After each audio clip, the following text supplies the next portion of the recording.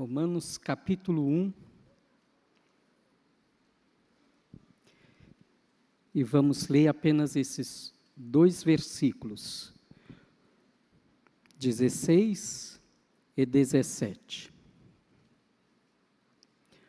Porque não me envergonho do Evangelho de Cristo, pois é o poder de Deus para a salvação de todo aquele que crê, primeiro do judeu e também do grego, porque nele se descobre a justiça de Deus de fé em fé, como está escrito: o justo viverá pela fé.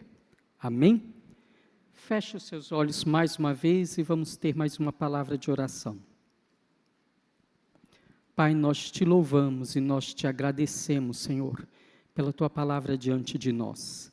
Ensina-nos, ministra do teu Espírito, de fato, Senhor, que nós possamos entrar na experiência da ação do teu poder, do poder do teu Evangelho, trabalhando em nossas vidas, em nome de Jesus. Amém. Amém, irmãos? Nós temos o Novo Testamento dividido em 3 partes, assim como o Antigo Testamento pode ser dividido na lei, nos profetas e nos salmos, né, de certa forma. Nós também podemos dividir o Novo Testamento em 3 partes. Os livros históricos, que são os Evangelhos e o livro de Atos, as epístolas e o livro de Apocalipse. Amém? Nós terminamos de fazer as nossas leituras dos livros históricos, os Evangelhos e Atos, que são os fatos acerca da nossa salvação. Cristo Jesus, que veio ao mundo em carne, aqui viveu cumprindo toda a lei de Deus, morreu crucificado pelos nossos pecados e ressuscitou e ascendeu aos céus. Amém?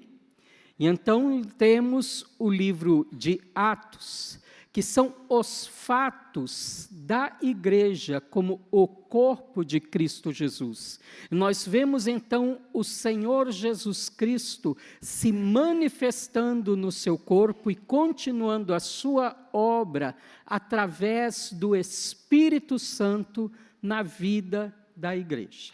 Amém? E aqui começamos as epístolas, que vão explicar os fatos. Eles vão explicar os evangelhos e vão explicar o livro de Atos. Eu diria que as epístolas, de certa forma, são uma interpretação desses fatos que formam a nova aliança em Cristo Jesus. Amém? E Romanos é a primeira dessas epístolas. E ela não é colocada aqui como primeira, por ter sido a primeira epístola a ser escrita, do ponto de vista cronológico. Ela está aqui colocada como primeira, porque eu entendo de fato que houve uma ação do Espírito e há um reconhecimento da igreja de ser a carta mais fundamental e ampla do Evangelho. Amém? Nós temos aqui as verdades fundamentais, todas colocadas de forma muito clara e muito sistemática. Eu amo a epístola aos Romanos, porque ela é uma epístola que nos mostra muito o uso do raciocínio, da lógica. Ela é cheia de premissas, e isso fala, irmãos, que Evangelho, a palavra de Deus, é revelação, sim, mas ela também satisfaz as necessidades do raciocínio, da nossa mente. Existe uma lógica da fé, e ela está exposta aqui de forma clara na epístola aos Romanos. E nós podemos dividir a Epístola aos Romanos da seguinte forma, também em 3 partes. Do capítulo 1 ao 8, nós vamos falar o que Deus proveu no seu Evangelho para nos salvar. Dos capítulos 9 ao 11, nós podemos dizer como Deus planejou e qual o propósito deste Evangelho. E a partir do capítulo 12 até o fim do livro, nós podemos dizer que é o poder do Evangelho. Como o poder do Evangelho se manifesta neste mundo. Amém? Eu creio que não é à toa que nós escolhemos esse capítulo, capítulo 12, como o nome para a nossa igreja aqui. Porque, de fato, existe um anseio de manifestarmos esse poder do Evangelho no nosso dia a dia. Amém? Então, do capítulo, ainda quero falar uma coisa sobre a importância de Romanos. Ele é um livro com muitos toques históricos. Agostinho, um dos pais da igreja, se converteu na leitura de um versículo aos Romanos. E na sua época, ele teve uma luta contra várias heresias de um homem chamado Pelágio. E ele venceu essas heresias pela exposição do livro aos Romanos. Nós temos também a conversão de Martinho Lutero, que se deu meditando no livro aos Romanos, em especial nesses 2 versículos que nós lemos. Lutero diz que lia esses versículos de joelho, pedindo a Deus entendimento sobre essa justiça que o Evangelho assim revelava. E nós temos, então, como reflexo da meditação nesse livro, a reforma. Nós temos também a conversão de John Bunyan, que escreveu O Peregrino. Também se converteu meditando na Epístola aos Romanos. E nós temos também a conversão de John Wesley, o pai do movimento metodista, no dia 24 de maio de 1738, na rua Waldersgate, ouvindo o prefácio do comentário do livro de Lutero sobre a Epístola aos Romanos. Eu não sei, eu escuto às vezes as pessoas dizerem que tem pregações difíceis de ouvir. Eu fico pensando, ele não estava ouvindo uma pregação, ele não estava ouvindo nem sequer o capítulo do livro, ele estava ouvindo a leitura do prefácio. E na leitura do prefácio do comentário, ele sentiu o seu coração estranhamente aquecido. E a partir daquele momento, aquele homem que já era pastor, mas ainda não tinha tido um encontro real com Cristo Jesus, ele teve a certeza da sua salvação e dos seus pecados perdoados. Amém? Então, nós começamos aqui sobre o Evangelho de Deus em Cristo Jesus. Amém? Não me envergonho do Evangelho. Vamos dizer juntos, não me envergonho do Evangelho.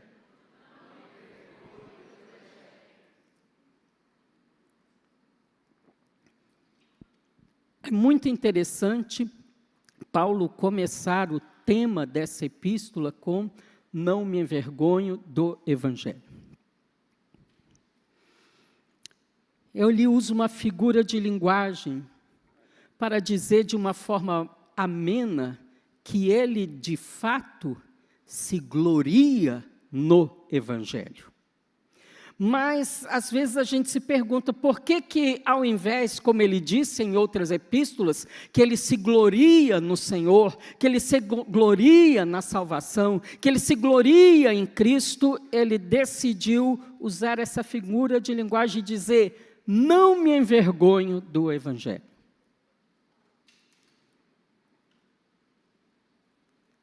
Nós entendemos, irmãos, que é porque A igreja naquela época, assim como hoje, sofre muitas tentações para se envergonhar do Evangelho. Crer no Evangelho não é uma coisa fácil. E proclamá-la também não é uma coisa fácil. E nós precisamos vencer certas limitações da nossa própria carne para, de fato, não nos envergonharmos do Evangelho. Primeiro, porque o Evangelho não é uma filosofia como outras filosofias. Discorrer sobre ideias, irmãos, é muito fácil. Discorrer sobre ideias, todo mundo quer ouvir. Isso me faz lembrar do texto que nós lemos lá em Atos, capítulo 17, quando Paulo está na cidade de Atenas e os filósofos começam a se perguntar o que aquele homem está falando. E juntam-se ali estoicos, epicureus, e eles vão ouvir qual é a novidade que Paulo vai falar. Mas enquanto Paulo fala, eles percebem que ele não está falando de uma ideia nova, de um modelo filosófico novo. Não, ele está falando de uma pessoa, a pessoa de Cristo Jesus, e de fatos que essa pessoa fez, que ele é a manifestação de Deus nessa terra, em forma física, e que ele morreu e ressuscitou. E quando eles viram isso, eles rejeitaram, porque eles não estavam atrás de fatos, eles estavam atrás de filosofias, de simples ideias, de divagações. Nós dizemos que Cristo Jesus, que nasceu em uma estrebaria, porque não tinha lugar nem na hospedaria, que viveu numa cidadezinha sem importância, como Nazaré, que morreu crucificado, sendo zombado. Você que diz que pode salvar os outros, salva-te a ti mesmo. Nós dizemos que este homem é Deus. E ele morreu assim e ressuscitou ao terceiro dia e vai nos salvar. Irmãos,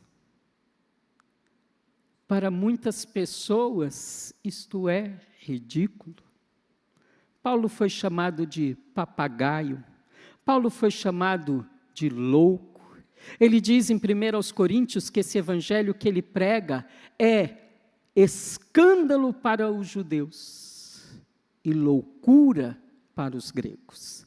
Era assim que o evangelho era tratado. E ele está aqui escrevendo essa epístola para os romanos, para aqueles que viviam na capital do mundo. Os imperadores estavam lá, as grandes autoridades estavam lá, tudo que era grandioso estava lá. E ele disse que não se envergonhava de pregar este evangelho, que era considerado loucura, e que muitos ridicularizavam, e que muitos se escandalizavam nele. Hoje de manhã, pastor Maquil expôs o capítulo 2, falando dos orgulhos. E a gente tem que vencer a vergonha, irmãos, porque o evangelho humilha todas as nossas vaidades.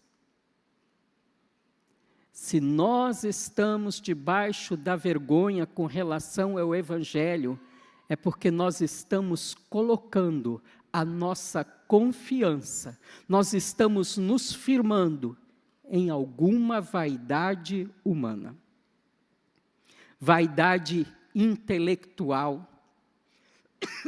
O Evangelho deixa claro que ninguém será salvo pela sua vida intelectual, Você pode ser um catedrático, como foi o próprio Agostinho, mas em toda a sua filosofia, em todo o seu conhecimento, ele continuava escravizado pelo pecado.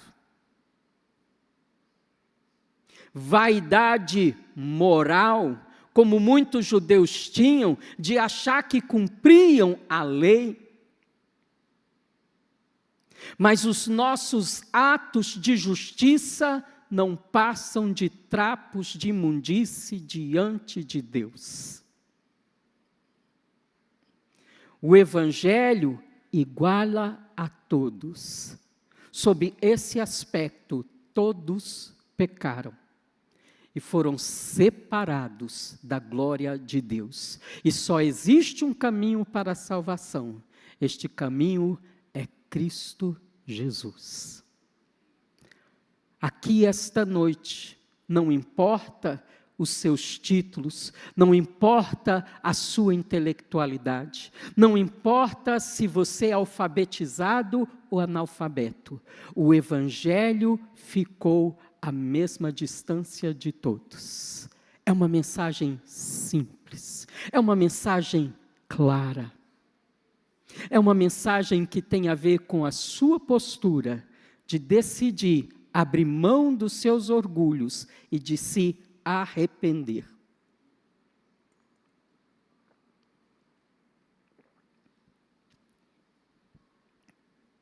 Como o pastor Maquil disse hoje de manhã,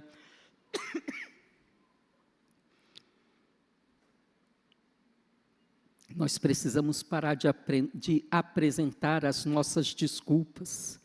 Eu resumiria que quem é bom em se desculpar é ruim de se arrepender. E o Evangelho fala disso. Nós precisamos vencer esta vergonha, porque o Evangelho fala da cruz de Cristo. Paulo escreve aos Coríntios que ele decidiu pregar a Cristo e a este crucificado.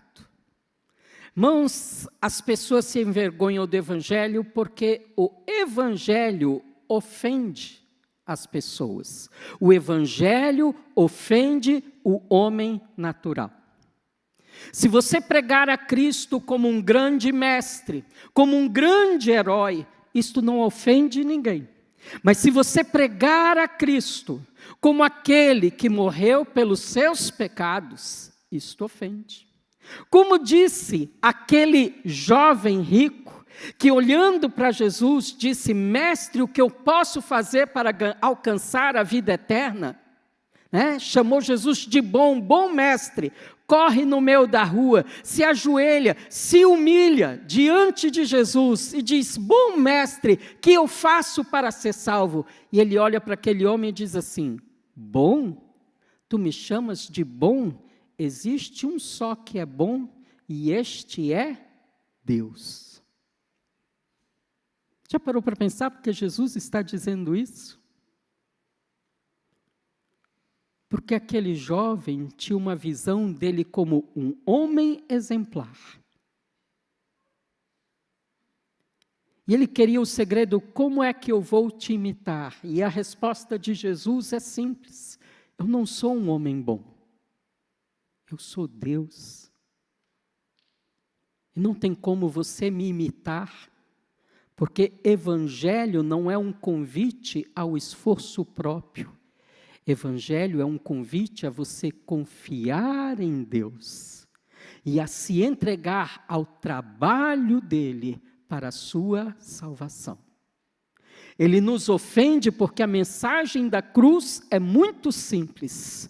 Eu sou tão miserável, desesperadamente perdido, que se Cristo Jesus não tivesse morrido naquela cruz para me salvar, eu estaria perdido. Não há outro caminho para mim. Talvez alguns pensem: eu nunca matei, eu nunca roubei.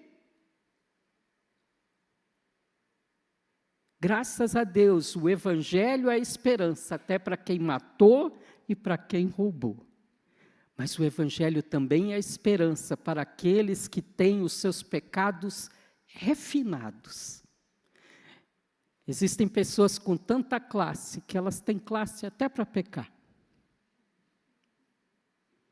Elas têm classe para desprezar os outros. Elas têm classe para dar uma resposta feia. Elas têm requinte para pecar. Mas o Evangelho é esperança até para essas pessoas também. Nós precisamos chegar a este lugar que só o Evangelho pode nos levar. Miserável o homem que sou, quem me livrará do corpo desta morte? Eu sou vil e pecador. Somente o Senhor pode me salvar. Nada que eu faça, nenhum do meu esforço me salvará. Ele é o poder de Deus. Evangelho não fala acerca do poder. Evangelho é o poder de Deus. Quer dizer que, por meio deste Evangelho, desta palavra, o Senhor está trabalhando no nosso interior para produzir em nós salvação. Salvação, irmãos, de forma muito ampla, não quer dizer simplesmente ser curado, ser liberto. Eu era triste, agora sou feliz. Evangelho pode ter tudo isso, mas essencialmente salvação significa que você é salvo das consequências da queda e do pecado. Nós somos salvos da culpa do pecado. Eu era condenado diante de Deus, eu merecia a ira de Deus, mas a salvação me livrou disso. Eu era culpado, e não apenas isso, eu estava debaixo do poder do pecado. Desde que Adão caiu, lá em Gênesis 3, ele se tornou escravo do pecado. E eu não podia ficar livre do pecado, porque como escravo ele vinha a mim, e eu era obrigado a fazê-lo. A lei é santa e boa, como diz em Romanos 7, mas porque nós estamos debaixo do pecado, a lei não pode nos salvar. Ela só serve para revelar quão condenado eu estou, porque eu não consigo cumpri-la, e ela mostra também esse terceiro aspecto do pecado, que é a sua corrupção. Nós temos uma inclinação para aquilo que é errado. Nós roubamos, porque algo em nós nos atrai para o roubo. Há em nós vaidade, há em nós cobiça, há em nós desejos errados. E em todos esses aspectos, a salvação trabalha em nossas vidas. Aqui, nós cremos que o homem é corpo, alma e espírito, e por isso dizemos que salvação no espírito é algo que já aconteceu. Nós fomos salvos. Paulo não diz como algo para o futuro, ele diz algo já concretizado. Agora já não há condenação para aqueles que estão em Cristo Jesus. Ele diz, temos paz com Deus. Está resolvido, você nasceu de novo, é uma nova criatura. Nós que estamos mortos para o pecado, está resolvido. Mas ele também tem um aspecto presente, que é a santificação, é a salvação de Deus nas nossas almas, a renovação da nossa mente, aonde ele vai nos dizer, como viveremos ainda em pecado. Nós não somos perfeitos, nós passamos por tentações, nós caímos às vezes. Mas ele está trabalhando e renovando a nossa mente. é o poder de Deus. O poder de Deus trabalhando em nossas vidas. Deus trabalha no nosso interior e quando nós agimos, nós exteriorizamos esse trabalhar de Deus em nossas vidas. É a justiça de Deus. Não é o que eu consegui. É a justiça que vem de Deus. É o que Deus fez, o que Deus agiu, o que Deus mesmo preparou. Todas as religiões do mundo, irmãos, falam sobre o homem fazendo algo para alcançar a Deus. Mas o cristianismo é a única que fala de um Deus que trabalha por nós. Tudo começa em Deus e termina nele. Não foi o homem que procurou o Senhor quando caiu. O homem caiu e o Senhor o procurou. O Senhor proveu o cordeiro. O Senhor proveu todas as coisas. E salvação fala disso. A justiça de Deus fala disso. Não é o meu esforço, não é a minha própria justiça. É a justiça de Cristo Jesus, agindo em nossas vidas e nos salvando. É sobre isso que o Evangelho fala. E é uma justiça pela fé. Nós cremos e nós confiamos, porque Deus é fiel e Ele é digno da nossa confiança. Nós nos entregamos pela loucura da pregação, nós confiamos nessa palavra e nos entregamos a Ele, ao seu caráter e à sua fidelidade. E assim nós recebemos salvação e salvação completa. Salvação que tem a ver também com o nosso futuro, porque é a esperança da glória. Nossa salvação não está completa aqui na terra, ela vai se completar naquele glorioso dia em que encontraremos o nosso Senhor nos ares. E o nosso corpo então será transformado para um corpo glorificado. Amém? Vamos nos colocar em pé.